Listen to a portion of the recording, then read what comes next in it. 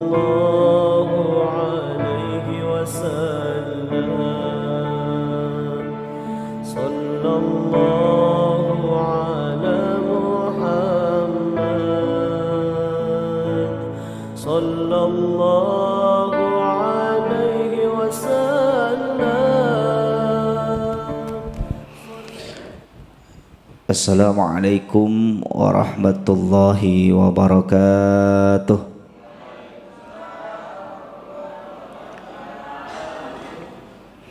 Yang semangat jawabnya Bu ya. Assalamualaikum warahmatullahi wabarakatuh.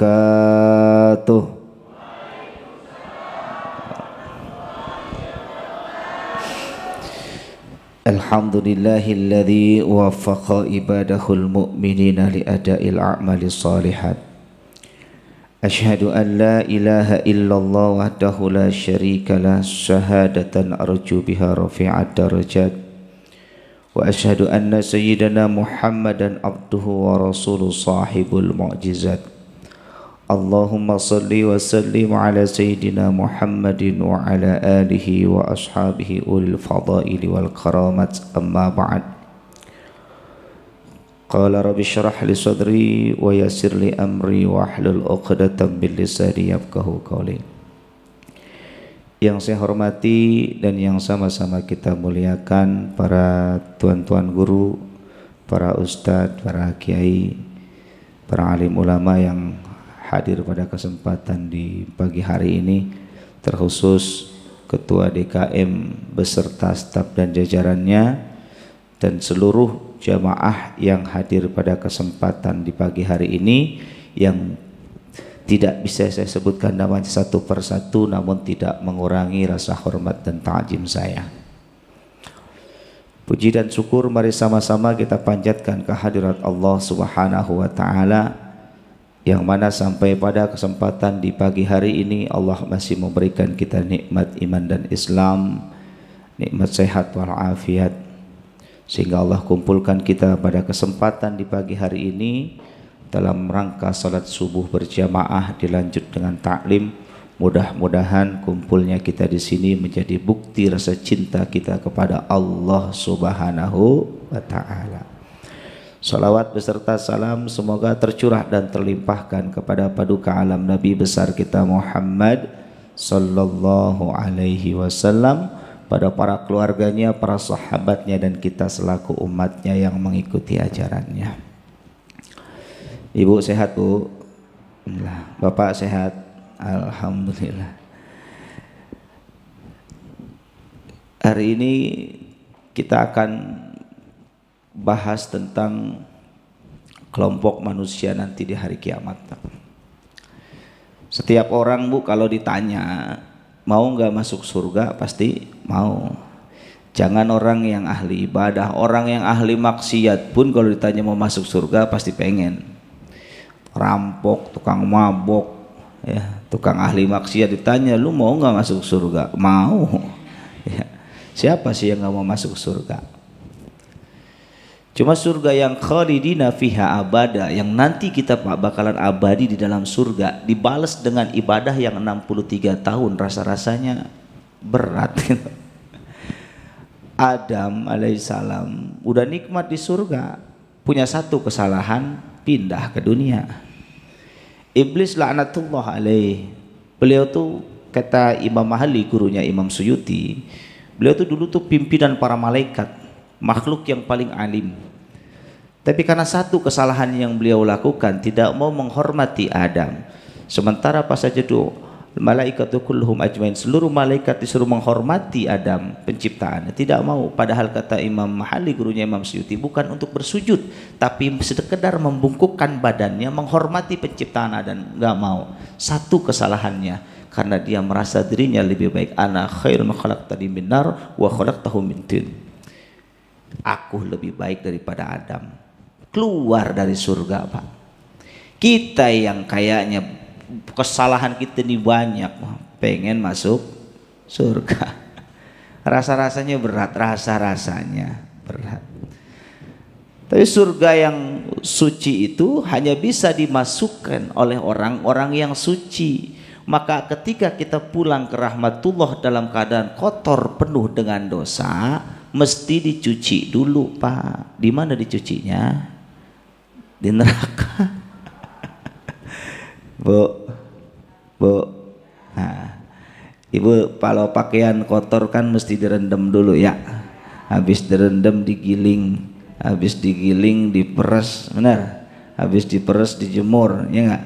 Habis dijemur setrika, habis setrika baru masuk dalam lemari, benar? Ya kira-kira begitulah kita. Tinggal pertanyaannya, Bu, mau bersih-bersih di dunia apa dibersihin di akhirat, kan begitu? Ya, mau bersih-bersih di dunia apa dibersihin di akhirat, kan begitu? Pasti jawabannya bersih-bersih di dunia. Dengan cara apa ya? Banyak caranya, taubatan nasuha, ibadah dan sebagainya. Karena puncak nanti Pak, kita akan pulang kampung ke surga karena halaman kita nanti di surga, kampung halaman. Dan bodoh seorang perantau kalau nggak ngerti jalan pulang, benar. Bapak pulang kampung bawa duit 10.000 nggak akan sampai, tapi kalau bawa duit 200 juta pasti sampai karena butuh bekal. Tapi beruntungnya ibu bapak, kita ini punya Nabi Muhammad sallallahu alaihi wasallam yang menjamin kita nanti bakal masuk surga.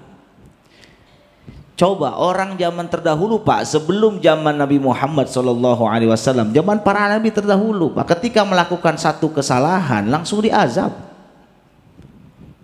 Langsung diazab. Nabi Nuh bangkang itu rakyatnya, bangkang umatnya, dihajar dengan tsunami.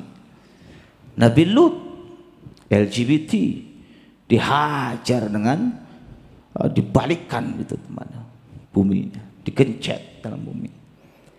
Jadi orang-orang terdahulu sebelum umat Nabi Muhammad, nabi-nabi terdahulu, ketika masyarakatnya, umatnya melakukan satu pembangkangan terhadap ayat-ayat Allah, langsung diazab. Untung kita punya Nabi Muhammad yang berdoa, ya Allah jangan kau timpa musibah azab sebagaimana orang-orang terdahulu ketika melakukan kesalahan, dan doanya dikabulkan oleh Allah. Maka Nabi menjamin kita kalau kita pengen masuk surga, man ahabba sunnati faqad ahabbani wa man ahabbani kana ma'i fil jannah. Siapa yang cinta kepada sunnahku berarti dia cinta kepadaku, dan orang yang cinta kepadaku maka dia akan bersamaku di dalam surga. Maka kalau kita pengen masuk surga, tumbuhkan rasa cinta kita kepada Nabi.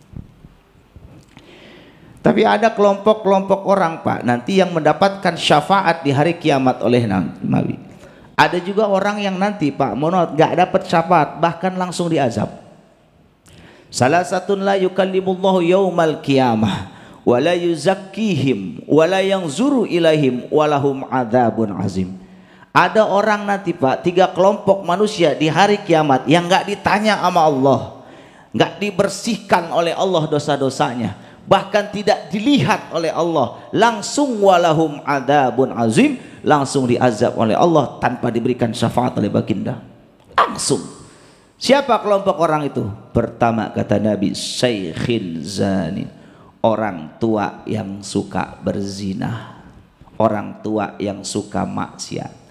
Ada di sini usia lebih dari 40 tahun kerjaannya ngejablay ada. Usia udah tua kerjaan maksiat, tua-tua keladi, makin tua makin sering main judi. Ada di sini udah tua masih main slot ada? Nggak ada di sini, Mas Soleh semua insya Allah ya, karena rajin masuk ke dalam masjid. Usia udah tua mau ngapain lagi sih Pak? Bu, kita ini sementara di dunia, yang lama di akhirat. Mautun nasi li adatihi, matinya seorang manusia itu sesuai dengan adat dan kebiasaan. Kalau orang hobinya maksiat, hobinya zina, jangan-jangan nanti mati dalam keadaan berzina, nauzubillahi min dzalik. Kita ini bakalan mati, usia sudah tua, orang kaya mati, benar. Mau miskin mati, mau orang-orang rakyat biasa juga mati, mau raja juga mati, mau dia presiden juga pasti bakalan mati. Qul innal mautal ladzi tafirruna minhu fa innahu mulaqikum. Kemanapun kita lari, kita pasti akan mati. Walau kuntum fi buruzim musyayyirah, walaupun kita pagar dengan benteng yang kokoh, dengan para pengawal yang ketat. Udah waktunya mati mah mati.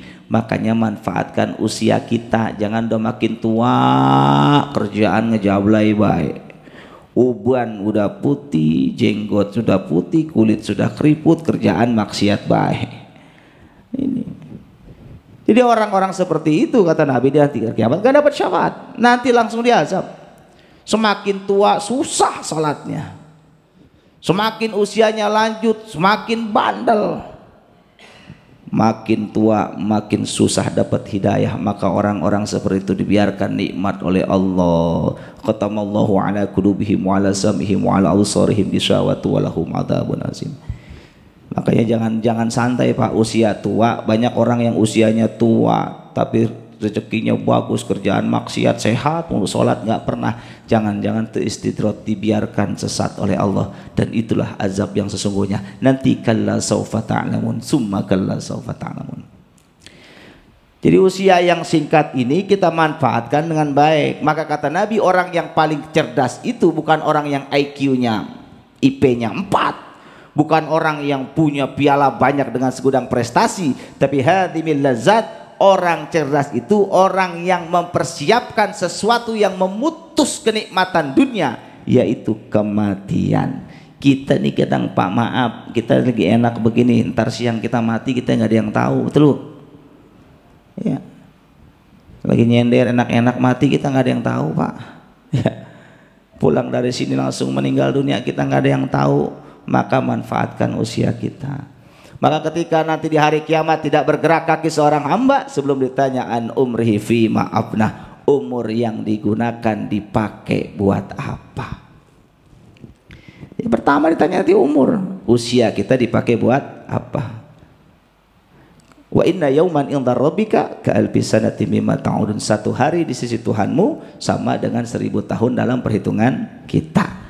Jadi kalau Bapak umur 63 tahun di akhirat 1,5 jam umurnya. Dipakai buat apa? Tidur aja kita 8 jam sehari gitu. Ya. Maka semakin tua harusnya semakin rajin ibadah.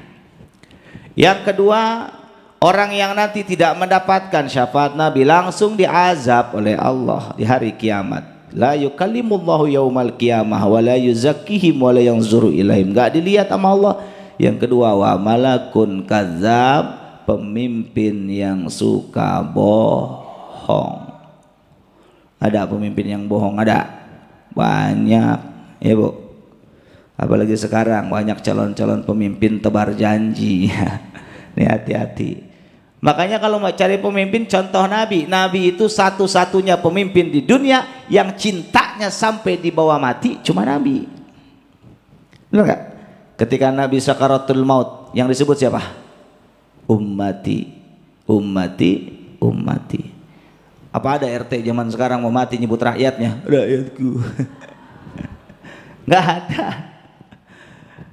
Nggak ada yang nyariin rakyatnya. Tapi Nabi cintanya sampai cinta mati. Jangan kayak pemimpin zaman sekarang, cintanya cinta monyet, cintanya habis tinggal apanya Bu? Tinggal monyetnya. Kampanyenya doang, datang rajin ke masjid udah jadi mah lupa ya. Ada yang begitu. Rajin dia nih, musim-musim caleg dia rajin ke masjid, ngaji rajin, datang rajin. Ya. Ada orang tahlilan rajin datang, kondangan rajin. Mana dia jadi? Dana resesnya juga hilang, gak kebagian.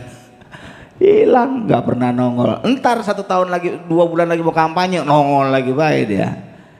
Nih yang begini nih, ada maunya doang datang ya Bu. Maka cari pemimpin yang model Nabi. Pemimpin yang suka bohong, bohongin rakyatnya, nah ini bahaya. Bahaya. Lihat Nabi itu satu-satunya pemimpin di dunia yang kalau enak tuh ngajak-ngajak cuma Nabi. Nabi ketika masuk ke dalam surga Pak, dia buru-buru keluar, apa dia bilang? Ditanya mau kemana Muhammad, buru-buru keluar. Ya Allah, aku berjanji aku tidak akan pernah kembali ke dunia ini sebelum kau berjanji kau bawa rame-rame umatku masuk ke dalam surgamu. Ya, enak tuh. Jadi kalau nyari pemimpin yang enak ngajak-ngajak, jangan udah jadi pada korupsi. Orang kita nih kalau jadi pemimpin udah kayak pohon pinang, tahu pohon pinang? Ditaik susah, diorak-orak kagak jatuh pohonnya, iya nggak? Digigit buahnya pahit. Tuh. Udah jadi di atas kagak ada manfaatnya, habis 200 dia digaras. Ini hati-hati. Ya. Dan pemimpin yang tidak sombong ya Nabi tidak sombong. Nabi udah ketemu dengan Allah saat Isra wal Mi'raj, jumpa dengan Allah. Tapi apakah dia menjadi pemimpin yang sombong karena mentang-mentang udah ketemu sama atasan? Kita baru jadi RT udah sombong. Ya. Baru jadi RW udah sombong. Wah, jalan gak nginjek tanah, baru jadi RT. Belum jadi RW. Apa yang disombongin semuanya dari Allah. Bismillah. Termasuk kita Pak, kita nih suami, pemimpin rumah tangga, suka bohong laki kita Bu? Bu, suami kita suka bohong nggak? Suami yang suka bohong nih hati-hati ya Bu. Tapi ibu mah gampang, ibu kalau masuk surga gampang Bu. Cuma cukup ibadah sama Allah, taat sama suami. Ibu nyuci baju suami aja itu pahalanya gede Bu. Dalam kitab Ukhudurujian dijelaskan Pak, seorang istri yang dengan ikhlas menyuci pakaian suami, maka air yang jadi rendaman air bajunya suami tadi itu akan menjadi malaikat yang mendoakan ibu. Tuh, jangan mesin cuci yang nyuci, mesin cuci. Ntar yang masuk surga mesin cuci. Tapi di dalam kitab itu dijelaskan, dalam kitab lanjutannya ada Bu, dan siapa seorang istri yang ketika mencuci baju suami nemu duit suami, bilang apa enggak? Bilang apa enggak? Enggak. Ingat kalimat ini. Jadi siapa orang dalam kitab dijelaskan? Seorang istri ketika mencuci pakaian suami, dia nemu barang suami, lalu tidak bilang terhadap suami, maka dosanya sama seperti 60 kali ngerampok. Wah, rampok semua nih. Rampok semua nih. Nah, harus ada kejujuran. Kita sebagai suami Pak, mohon maaf jangan suka bohong ya. Karena kita nih pemimpin dan setiap pemimpin akan dipintakan pertanggungjawaban di hadapan Allah. Ya, Nabi ketika Isra wal Mi'raj dia turun, dia menangis, tanya sama Fatimah, "Kenapa kau nangis?" "Sedih saya." "Kenapa sedih?" "Karena paling banyak di neraka tuh perempuan." "Kenapa?" "Karena mulutnya, karena auratnya, karena suaminya tidak ridho terhadap dirinya." Fatimah nanya, "Ya Rasul, kalau paling banyak perempuan lu laki-lakinya kemana?" "Laki-lakinya ada di bawah ketindihan perempuan." Kenapa? Karena yang bertanggung jawab dari auratnya istri siapa? Suami. Bertanggung jawab dari akhlaknya istri siapa? Suami. Makanya Pak, kita sebagai pemimpin jangan suka bohong. Maka kata Nabi ini menjelang 2024 Pak, kalau pilih pemimpin satu, pilih kata Nabi paling tidak 3I. Satu, dia mesti punya ilmu Pak. Jadi jangan memilih orang yang tidak sesuai dengan kapasitas keilmuannya. Orang yang mohon maaf nggak pernah berpolitik, cuma modal duit doang, begitu jadi mau apa yang dia bela? Harus ada kapasitas keilmuannya. Yang kedua harus beriman kepada Allah, jelas. Ya, jelas. Ini saya ngomong dalam masjid nih, istrinya orang Islam semua, kalau bisa sama yang Muslim. Ya, jadi saya bicara nih jangan diplesetin. Ntar saya nganjurin orang jangan pilih yang kafir, bukan. Kita nih sama Muslim nih, pilih kalau ada yang sama beriman kepada Allah, yang imannya kuat. Kenapa? Kalau imannya kuat kepada Allah, nggak mudah dia tergoyah dengan godaan harta dan jabatan. Yang menyebabkan kenapa banyak orang begitu jadi pemimpin wal amanatu mughniman, dia anggap amanahnya sebagai harta ghanimah. Kenapa? Karena tadi berpikir bagaimana cara mengembalikan uang yang sudah dia keluarkan begitu banyak. Maka syarat yang ketiga apa kata Nabi? Harus ikhlas. Ilmu, iman, ikhlas. 3 kriteria itu ada pada diri seorang, pilih silahkan. Kalau nggak ikhlas ya begitu modelnya ya. Keluarin duit banyak, setelah dia jadi dia anggap itu sebagai harta ghanimah, rampasan perang. Oh, ntar kalau gua udah jadi gimana caranya? Duit yang 200.000 seorang gua balikin, harus ada keuntungan 400.000 minimal. Betul. Akhirnya apa? Ya jadi rampok doang di atas. Maka carilah pemimpin kayak begitu. Dan kita nih Pak, mohon maaf, mau 2024 baik-baik dan hati-hati, jangan sampai terpecah hanya gara-gara beda pilihan presiden. Kita udah cukup Pak, 2019 nyesek kita, umat Islam jadi cebong sama kampret. Terpecah dua hanya gara-gara beda pilihan dan beda golongan. Oh, sama tetangga ada yang kagak nanya sampai sekarang Bu, gara-gara itu. Begitu dia jadi, oh bagi-bagi kursi kan enak juga kita ngelihatnya. Ketipu, kenapa? Karena dunia politik itu begitu kotor. Sedih saya Pak. Ngelihat dulu tuh, ya Allah, saya ngomong salah, nggak ngomong salah. Saya pernah satu ketika saya bahas di satu masjid Pak, saya ngajar tafsir surat An-Nur ayat 10 sampai dengan 21. Saya bahas tentang berita hoax yang waktu itu ramai tentang 2019 ganti presiden. Saya dianggapnya apa? Dianggap pendukung si A. Padahal saya menjelaskan itu jangan sampai kita asbab gara-gara nyebarkan berita hoax lalu kita masuk neraka gara-gara itu. Kenal juga enggak sama orangnya, main sebar-sebar, main share-share, jelas juga enggak beritanya. Ini kita jangan sampai terpancing di situ. Udahlah, kita cukup istikharah, pilih. Kalau nggak suka jangan dipilih, kalau suka sesuai dengan hati kita pilih, cukup itu aja. Kita berdoa mudah-mudahan dapat pemimpin yang amanah. Jadi jangan sampai kita sama tetangga gara-gara politik beda pilihan berantem ya. Kenal juga kagak kita sama presidennya, kita bela-belain. Ini bagi orang yang nggak suka sama kita Pak, sebenarnya apapun yang kita lakukan selalu salah di mata dia Pak. Seburuk apapun yang kita lakukan bagi orang yang mencintai kita pasti dibela, kan begitu ya. Kita nih cinta banget sama si A, kenal juga kagak, bela mati-matian kita. Ini sekarang begitu kan yang kita idolakan. Kita nggak suka, sebenarnya apapun yang dia lakukan pasti salah. Wah apa itu tukang korupsi, apa itu, kenal juga enggak, tabayun juga belum. Nah akhirnya apa? Masuk neraka gara-gara urusan politik. Naudzubillahi min zalik. Wa malakun kadzab, pemimpin yang suka bohong nanti akan masuk neraka tanpa hisab. Yang ketiga, wa'ailun mutakabbirun, orang miskin yang sombong. Ada orang miskin sombong? Ada. Udah susah kagak mau sholat? Ada. Banyak. Hidup langsak di dunia, ibadah kagak mau. Nah ini repot nih. Udah sombong, ini kagak butuh sama Allah ya. Suruh sholat kagak mau, ibadah kagak mau, kerjaan maksiat, judi, mabuk ya. Ngapain hidup kita ya. Jangan sombong. Apa yang perlu disombongkan? Orang kaya sombong masuk neraka, apalagi kita yang miskin sombong.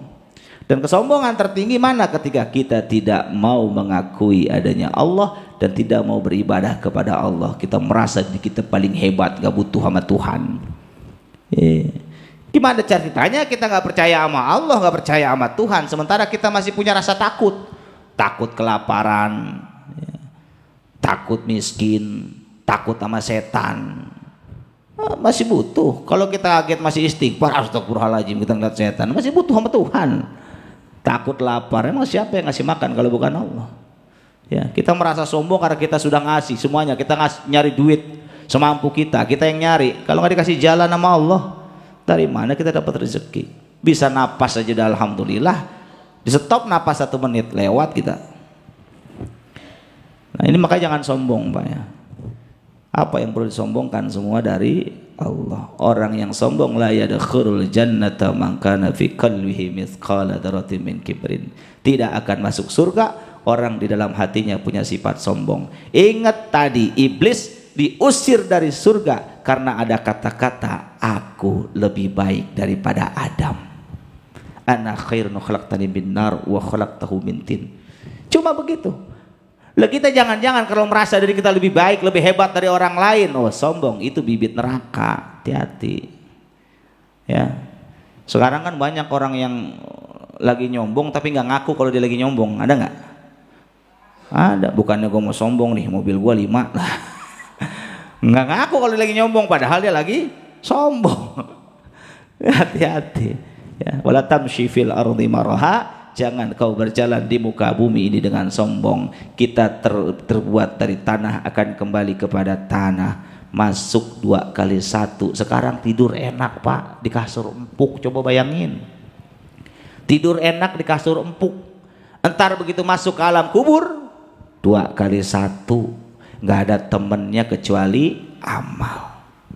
Dibungkus, coba bayangin kalau kita yang dikafankan, kita yang dimandikan, kita yang disolatkan, kita yang lagi di ngajiin, digeser miring, diem baik, kaku badan kita. Bayangin coba, kita ini bakalan begitu coba. Bakalan mati, bakalan di ngajiin. Apa yang kita sombongin di dunia? Mobil banyak, cuma nyampe pelataran. diantar sampai pelataran pemakaman. Mobil banyak. Mobil kita Alphard, nanti kendaraan kita terakhir Pak, keranda digotong. Nih makanya nih orang-orang yang belum pernah ke masjid nih mau ke masjid bareng tetangga, ke masjid digotong tetangga. Ayo, rumah doang dekat masjid, belum pernah ke masjid. Giliran mati pengen disolatin di masjid, enak aja loh. Iya. Nyampe ke masjid dipaksa lagi masuk ke dalam masjid, songong lagi imam di belakang, dia di depan. Nih yang rumah-rumahnya dekat masjid nih, menunggu diajanin gitu, menunggu disolatin di masjid duluan. Tadi 3 kelompok orang yang langsung diazab. 1, syaikhin zani, orang tua yang suka berzina. Yang kedua, wa malakun kadzab, pemimpin yang suka bohong. RT tukang bohong, RT masuk neraka. RW tukang bohong, RW masuk neraka. Semua tuh sampai ke atas, jangan bohong, langsung diazab Allah. Yang ketiga tadi, wa'ailun mutakabirin, orang miskin yang sombong. Dan ada kelompok orang nanti ibu yang selamat bahkan bimiskin adfar, ama Allah ditaruh di bukit misik adfar. Ini orang la yuhumuhum hisabun wa la yanahum fazaun hatta yafruqa mimma bainan nas. Orang ini enggak ditanya sama Allah, enggak dihisap, nunggu semua orang lain dihisap, dia nunggu di bukit Mesik Adbar, deket pintu surga. Udah kecium di surga. Orang-orang dihisap, dia lagi ngopi, lagi kongko di situ, enak dikit enggak dihisap, tinggal nunggu. Kapan masuk pintu dibuka, dia masuk bareng Nabi. Itu enak orang itu. Siapa orang itu? Kata Nabi dalam hadis riwayat Hakim. Hadis riwayat Muslim dijelaskan 3 kelompok itu. 1, rajulun qara'al Qur'an ibtigha wajhillahi ta'ala, orang yang suka baca Al-Qur'an ikhlas karena Allah Ta'ala. Orang baca Quran tiap hari, dia baca, dia hafal, dia amalkan, ama ngaji seneng, ama maksiat jauh. Ini orang-orang yang menjadikan Al-Qur'an sebagai pedoman dalam kehidupannya. Ini orang yang akan selamat nanti di akhirat. Ini kita mohon maaf, gayanya keren, begitu nikah saya terima nikahnya si A binti si B dengan mas kawin, seperangkat alat sholat dan Al-Quran.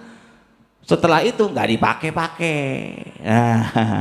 Nanti di hari kiamat nuntut dia nih, lu jadiin gua mas kawin nggak pernah dipakai nih, mau kena nggak pernah dipakai nih Quran, taruh di atas lemari, dipajang doang, itu ditaruh di dinding tuh Quran. Nih mas kawin saya dulu, dipakai kagak. Padahal Al-Quran dan tadi seperangkat alat sholat itu menjadi amanah buat kita supaya rajin sholat, Al-Quran dibaca. Bu, baca Quran nggak? Sehari berapa juz? Pak, baca Quran nggak setiap hari? Lebih banyak lihat handphone apa lihat Al-Quran? Handphone sehari masuk kantong baca lagi, masuk kantong baca lagi, masuk kantong baca lagi, bisa ratusan kali gitu, ratusan kali. Tapi baca Quran sering Ustadz, kalau bulan puasa hampir tiap hari saya tadarus, bulan puasa doang. Itu pun yang rajin mah rajin baca, yang kagak mah kagak.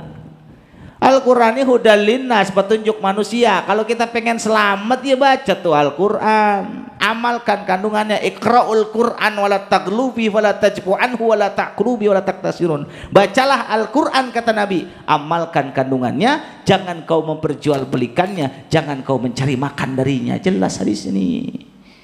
Maaf, kita kalau ngaji pakai akad tuh ya. Nggak ada orang meninggal nih, berapa duit lu berani seminggu ngajiin gua. Orang juga ngerti, nggak usah pakai akad, pastilah orang ngaji pasti diongkosin ya. Yang tidak boleh ada akadnya. Ini hati-hati, harus sekian juta, harus sekian ratus. Pakai Al-Quran Pak, bukan hanya dipajang, bukan hanya dipajang, bukan hanya kita taruh di rumah, tapi kita baca minimal seminggu sekali lah. Setiap malam Jumat dibaca Yasin mah kan begitu. Kalau nggak sempat tiap hari atau sehari ya 1 ain. Kalau nggak bisa 1 ain ya cukup 1 ayat Yasin. Shadaqallahul azim, pelit tuh orang. Baca Al-Quran. Ini seusia gini Pak Ustadz, saya nggak bisa baca Quran. Nggak sih ada kesempatan Pak. Mau belajar mah ada Kang Uwan dong. Kalau mau belajar di tempat saya tuh aki-aki semua yang ngaji. Setiap malam minggu tuh ngaji Iqra, udah tua tuh. Kalau dia ke masjid dia malu kali ya. Dia datang ke rumah, di rumah privat awalnya 1, 2, banyak temennya sekarang tiap malam minggu tuh. Saya bikinlah masako majelis santri kolot. Jadi ngaji udah aki-aki semua. Pada ngaji ikro, pada belajar gitu. Jangan menyerah, bikinlah komunitas-komunitas taji seusia kita Pak Ustadz, kita udah tua nggak bisa baca Quran. Mau sampai kapan kita nggak bisa baca Quran? Nggak ada usaha bikin kelompok-kelompok halakoh kecil bertiga berempat ngaji yuk, baca ikro, baca Quran. Ya. Cuman karena kita merasa usia sudah tua, sudah malas dengan pekerjaan, Ustadz saya capek Ustadz, nggak mungkin saya baca Al-Quran. Wallah di hari kiamat Allah akan hadirkan orang yang lebih capek dari kita Pak. Tapi dia rajin baca Quran. Allah akan hadirkan orang yang matanya buta tapi hafiz Quran. Mau lari kemana kita? Seusia kita belum mau ngaji, baca Quran. Ya. Tiap hari. Paling tidak nggak bisa baca Quran Ustadz, waktunya nggak ada. Ya ikut ngaji setiap malam apa di sini pengajian bapak-bapak walaupun cuma jiping ya ngaji. Ya. Karena pahala ngaji itu gede Ibu, sama seperti menyolatkan jenazah 1000 jenazah. 1 jenazah aja malas kita nyolatin, ya rajin nyolatin kalau diamplopin. Karena besok kita mau nyolatin, padahal kewajiban kita nih. Ya. Sama seperti menjenguk orang sakit, 1000 orang sakit. Coba jangan 1000 orang sakit, 1 aja malas kita. Emang kagak pakai modal, kan pakai modal Ibu. Orang jenguk orang sakit, ya. Datang sama orang yang sakit, apa yang lu rasa Ji? Gak ada yang gua rasa-rasa. Lu kagak bawa jeruk, coba lu bawa jeruk, ada asam, ada manis. Begitu. Ada asam, ada manis, ada pahit gitu. Lu kagak bawa apa-apa, kayak modal. Tapi pahalanya orang mengaji, orang talim itu ya sama seperti menjenguk orang sakit, 1000 orang sakit. 1 aja kita males begitu. Nggak bisa kita ngaji juga ya, ini kebangetan. Udah ngaji mingguan kagak, ke masjid kagak pernah. Kesempatan ada, waktu luang, karena memang males, hidayah belum turun. Makanya nih kita mulai sekarang azam Ibu nih, besok saya ngaji, ngajak paling tidak 1 orang 1 tetangga yang belum ngaji. Ibu ngaji yuk, Pak ngaji yuk, duluan aja Bu. Besok ajak lagi, Bu ngaji yuk, duluan aja.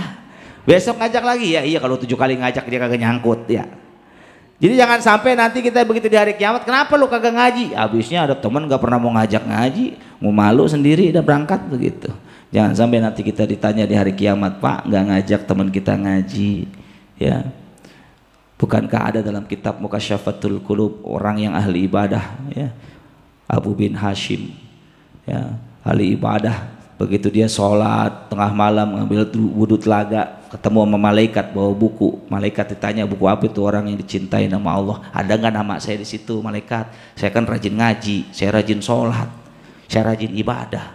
Apa kata malaikat? 3 kali dicari nggak ada namanya, padahal dia setiap sholat zikir bisa lama, masuk ke dalam kamar zikir, sholat, ngaji, berangkat sendiri ngaji. Apa kata malaikat? Bukan saya nggak lihat kamu sholat kamu ngaji, kamu sholat kamu ngaji, kamu nggak peduli anak istrimu sholat apa enggak, tetanggamu sholat apa enggak, tangga yang kelaparan kamu peduli apa enggak, sama orang tua nggak peduli. Jadi kalau kita sholat tidak menimbulkan kemanfaatan kepada umat, maka jangan-jangan sholat kita Pak tidak termasuk golongan orang yang dicintai oleh Allah, ya. Makanya tadi kuncinya kalau kita pengen ketemu nanti Allah, faman kana yarju liqa rabbihi falyamal amalan shalihan, di antaranya taklim, baca Quran. Ini baca Quran menjadi kunci nanti di hari kiamat kita bisa melihat wajah Allah. Makanya baca Al-Qur'an. Jangan cuma dijadikan mas kawin. Yang kedua, rajulun azana lis shalah. Ini orang yang suka azan. Ada yang suka azan sini. Besok suami ibu bangunin subuh suruh azan, berebut di sini lah. Zaman sekarang saya heran, muazin aja kadang kita gaji. Jadi supaya rajin, saking nggak ada yang mau azan. Ini hati-hati. Satu kampung udah nggak ada yang mau azan, ini repot nih. Ya. Ajak orang lain sholat. Ini orang azan, hayya 'alas shalah. Orang yang lagi kerja dengar suara azan kita. Dia sholat, dia dapat pahala. Tuh orang yang azan tadi, pahala orang yang sholat tanpa mengurangi pahala orang yang sholat tadi. Tuh enak ya begitu. Makanya jangan sungkan-sungkan ngajak orang lain sholat Pak. Kita mohon maaf kadang-kadang apatis, ada jamaah tabligh kita tuh mau kotor-kotorin masjid. Lihat tuh dia berapa orang yang sudah dapat hidayah mau datang ke dalam masjid. asbab beliau. Dia mau ketok-ketok pintu, assalamualaikum, yuk kita ke masjid, ramein masjid.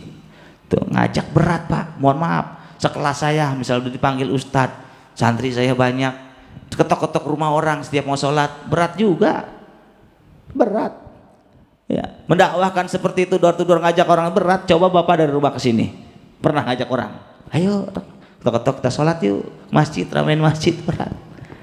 Maka pahala orang yang mengajak orang lain sholat, ngajak orang ke masjid, ngajak orang ibadah, itu pahalanya gede, masuk surga tanpa hisab. Paling tidak Pak, kalau bapak nggak bisa ngajak orang lain untuk sholat, azan di masjid nih, suaranya kedengar.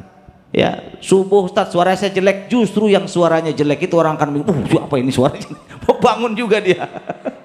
Nggak usah merdu-merdu, nanti merdu-merdu tambah tidur ya, pules saking enak itu suara. Ya. Kalau perlu nggak usah pakai intonasi, Allahu Akbar, Allahu Akbar. Orang penasaran siapa nih orang. Ya. Jadi jangan sampai seperti itu Pak ya. Di tempat saya ada orang ajan jam 12 malam, ajan jam 12 malam. Wah ya Allah sholat, ajan. Orang marah Pak. Pak RT marah, wah ini orang sesat nih, orang gila nih, ajan jam 12 malam, aliran apa ini? Samperin ke masjid, Pak. Aliran sesat yang teki jam 12 malam ajan. Udah dimaki-maki, orang ronda dipanggil sama dia, mau digebukin tuh orang. Aki bilang apa? Pak RT maaf, tadi saya ajan isya nggak ada yang ke masjid, saya ajan subuh nggak ada yang ke masjid. Ini giliran gua ajan jam 12 malam, lu ke masjid semua, yang gila lu apa gua? Yang gila Pak RT, gila. Iya, giliran subuh ajan nggak ada yang ke masjid, giliran dikerjain jam 12 malam dia ajan, orang ke masjid semua. Ini orang aliran apa ini? Saking keselnya itu marbot, dia ajan jam 12 malam. Artinya apa? Yo ajak orang lain sholat, ajak. Yang terakhir, orang yang nanti dapat syafaat Nabi masuk surga tanpa hisab, orang yang bekerja keras kehidupannya di dunia tapi nggak lupa sama Allah. Kerjanya Ustadz gali kabel listrik kan berat tuh sampai tengah malam dulu, tapi waktunya sholat dia sholat. Kerjanya belahin batu, bahkan Nabi sampai pernah cium tangan para aki-aki. Dicium tangan, apa kata Nabi? Ini orang cium apa tangannya sudah wangi surga. Kenapa? Kerjaannya padahal belah batu waktu itu Pak, masa jahil belah batu. Dia kerjanya lebih berat daripada kita, tapi tidak lupa dengan Allah. Waktunya sholat dia sholat Pak. Zuhur jam 12, setengah 12 udah siap-siap, rapi-rapi. Kita mau zuhur kelewat bagian lah, masih ada ntar 2:30. Lo coba kalau kegetok batu mati kita, belum sempat sholat. Gitu ya. Ini hati-hati, perkara jangan disepelein ya. Jadi sesibuk apapun kita, sesulit apapun kehidupan kita, sekeras apapun pekerjaan kita, waktunya sholat jangan ditinggal. Lagi rapat Ustadz, tinggal sholat, takut amat dipecat ya, sholat ya. Jadi jangan sampai kita termasuk golongan orang yang fawailul lil musallin, celaka orang yang sholat ya. Kan di hari kiamat tuh Nabi ketika Isra wal Mi'raj dia lihat orang pukulin kepalanya. Nabi tanya, siapa tuh kepala dipukulin sampai darahnya besar? Ya kulunnya wailahu yatawaraw, celakalah aku dan binsalku. Apa kata Nabi nanya, ya Jibril man haulai, siapa tuh orang? Itu orang alladzina yusalluna sholata fi ghairi waqtiha, orang yang sholat yang gak tepat sama waktunya disiksa, apalagi yang kita nggak sholat, melalaikan sholat ya. Kalau saya sibuk bagaimana ya Rasul, kata sahabat? Oh kalau kamu di atas unta, di padang pasir, diazab, ya Allah setelah ini saya sholat. Kalau emang nggak memungkinkan untuk sholat, tapi kalau memungkinkan untuk sholat ya sempetin sholat, jangan sampai nabrak pohon. Ini kita mohon maaf kadang-kadang bikin acara apa namanya maulid ya, nabrak isya, cara tahlilan nabrak isya, habis isya lah. Jangan nebang pohon ketiban pohonnya, kan begitu ya. Jangan nebang pohon ketiban pohonnya ya. Kalau tahlilan habis maghrib habis isya lah, rada lega dikit, jangan sampai nabrak isya ya. Jadi seperti itu ya. Jadi sekeras apapun kehidupan kita, orang yang di dunianya keras kehidupannya, kerasnya di dunianya, tapi dia tetap ingat kepada Allah, dia akan masuk surga tanpa hisab. Tuh enak. Makanya tadi kuncinya tadi cinta sama Nabi, jalahin sunnah Nabi ya Bu ya, itu kita akan masuk surga. Bukti cinta apa? Di antaranya satu, man ahabba syai'an fa aktsara min dzikrih, orang yang cinta terhadap sesuatu sering menyebut namanya. Jadi kalau ibu cinta sama Nabi, sebut dulu ibu cinta sama suami. Tiap hari orang dicurhatin, sebut sama temannya, waduh si itu kemana ya, nggak kelihatan. Sebut namanya, saking cintanya kita terhadap sesuatu. Cinta sama motor-motor diomongin tiap hari. Maka cinta kepada Nabi, sering-sering membaca sholawat. 1 kali kita bersolawat kepada Nabi, 10 kali Allah bersolawat kepada kita. Ibu nyebut nama suami, biar kata bibir sampai memeniran, Bu, nggak ada pahalanya. Nama laki Udin pakai tasbih, Udin, nggak ada pahalanya. Nggak ada pahala, yang ada kurang ngajar nyebut nama. Tapi kalau nyebut nama Muhammad, nama Rasulullah sallallahu alaihi wasallam, sallallahu ala Muhammad sallallahu alaihi wasallam, jangan lagi zikir, ibu lagi tertawa, bercanda, baca salawat, dapat pahala. Makanya kalau orang cinta sebut namanya terus. Lagi masak salawat ya, lagi tidur salawat, baca salawat. Innallaha wa malaikatahu yusholluna 'alan nabi ya ayyuhalladzina amanu shallu 'alaihi wasallim mutaslima. Yang kedua, orang yang cinta kepada Nabi, ini kunci surga nih, maka dia mesti kepo dengan Nabi. Dulu kita kalau cinta sama seorang, kepo tuh anak siapa, keturunan siapa, kerjanya apa, bener kita cari itu dulu tuh. Ini anak siapa, ini bocah cakep bener ini, keturunan siapa, kira-kira latar belakangnya lega apa enggak, kan gitu. Latar belakangnya dari 5.000 meter, wah ini nih gitu kan, diincer sama kita. Kepo kita, pengen tahu, benar. Maka kita mesti tahu juga keluarga Nabi. Bu, anak Nabi ada berapa? Anak Nabi ada berapa, Pak? Anak Nabi, coba anaknya Ahmad Dhani ada berapa? Kenal kita, Al-El Dul. Hafal kita, anak artis kita hafal, giliran anak Nabi nggak hafal. Anak Nabi ada berapa? Ada 7 ya. Ya, anak Nabi ada 7. Pertama Qasim, Abdullah, Ibrahim, Zainab, Ruqayyah, Ummi Kalsum, Fatimah. Ya, keluarga Nabi aja kita gak hafal, jangan ngaku-ngaku umat Nabi ntar sana, ya Rasul saya umatmu ya Rasul. Coba kalau umat saya, anak saya ada berapa? Apa yang sudah kamu lakukan ya? Makanya jalanin tuh, kita kepo terhadap keluarga, baca Sirah Nabawiyah Pak. Terus setelah itu apa? Jalanin sunnah Nabi, minimal 7 sunnah Nabi. 1, sholat tahajud. Bu, wa minal laili fatahajjat bihi nafilatan lak as'aya basaka rabbuka maqama mahmuda. Pengen Pak karirnya diangkat, sholat tahajud. Pengen derajatnya diangkat, sholat tahajud. Pengen rezekinya banyak, sholat tahajud. Diangkat derajat kita, baik di hadapan manusia walaupun di hadapan Allah. Diangkat derajat kita. Ibu kalau ke Jakarta, mohon maaf Pak, ke Jakarta nih sekarang nih jam 7, setengah 8. Ke Kuningan nggak usah jauh-jauh sono. Kira-kira nyampe sono jam berapa? Bisa jam 9, bisa jam setengah 10. Kenapa? Karena macet Pak. Coba Bapak ke Jakartanya jam 2 malam. Macet nggak? Enggak. Ini kita doa maghrib banyak orang yang doa. Setiap orang pada sholat maghrib tuh. Emang yang rame maghrib doang, orang sekalian mandi ya. Coba kata doanya di tengah malam ya, kata Nabi, aku akan jemput doa orang yang berdoa. Siapa yang doanya di tengah malam, di saat dia sholat tahajud dia berdoa, maka aku akan kabulkan doanya. Siapa yang beristighfar di sepertiga malam, aku akan ampunkan dosanya. Allah turun ke langit dunia, ngapain lihat tuh seperti bintang-bintang di langit. Dia suruh malaikat Jibril, Jibril, tuh ada orang yang sholat di tengah malam, dia mengenadah, dia berdoa, jemput doanya. Dijemput sama malaikat Jibril doanya. Ibu suka bangun malam? Suka kencing? Bapak bangun malam pernah? Kalau bapak marah ada rajin dah, jam 4 tuh ke masjid ya. Kita sama tahajud lah Bu. Sholat tahajud, terus apa lagi? Subuh jamaah Pak, kaki belum melangkah kemana-mana, sudah melangkah ke masjid. Itu sunnah Nabi. Abdullah bin Umi Maktum matanya buta, ditanya nanya sama Nabi, ya Rasul mata saya buta, saya kagak bisa ke masjid. Orang mata saya buta, saya takut diterkam binatang buas, gak lihat, gak bisa kabur saya. Apa kata Nabi? Masih kedengeran gak suara azan? Masih, gak ada rukhsah. Masjid ya. Orang buta disuruh ke masjid, suruh merangkak bisa sholat masjid. Lihat sahabat Nabi berhenti masuk ke masjid pada saat mereka sudah mati ya. Itu sahabat itu mati, itu meninggal dunia itu saat berhenti ke masjid itu saat dia meninggal dunia. Padahal rumahnya Pak dari masjid itu 3 jam jauh, tapi subuh nggak pernah ketinggalan. Dan kita rumah yang dekat masjid aja gak mau ke masjid. Sahabat rumahnya berjam-jam dari masjid datang sholat subuh berjamaah 3 jam, bayangin. Berhenti masuk ke masjid pas sudah mati. Kalau kita masuk ke masjid pas sudah mati kan begitu. Ya, terus sholat subuh jamaah, apalagi sholat duha. Ini saya kasih tahu kalau pengen dapat keajaiban. Sholat duha 12 rakaat Pak, jangan ditinggal. Ya, setelah sholat udah nggak usah minta apa-apa, sholat yang penting. Ya, niatkan karena Allah bukan karena minta dunia. Kenapa? Karena tubuh kita sudah bersedekah.